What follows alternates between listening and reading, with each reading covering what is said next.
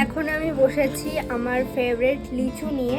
তো আমি তো লিচু খেতে খুবই ভালোবাসি, তো তার জন্যই আমার হাজবেন্ড কালকে একটা জায়গায় গেছিল, তো সেখান থেকেই এই লিচুগুলো নিয়ে এসছে।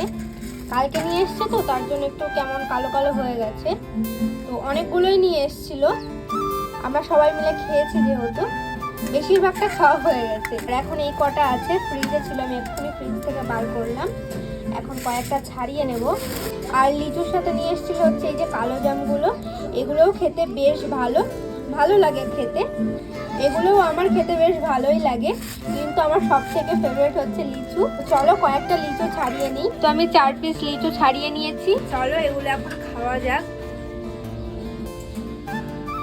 লিচুগুলো খেতে সত্যি খুব ভালো, আর আমার তো লিচু খেতে সবসময় ভীষণ ভালো লাগে। তোমাদের কার কার লিচু খেতে ভালো লাগে জানিও। দারুণ খেতে।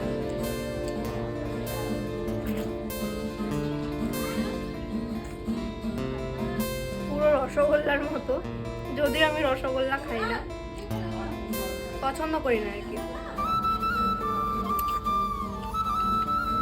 ছোটবেলা থেকেই আমি রসগোল্লা বা মিষ্টি খাবার আর কি অতটা পছন্দ করি না।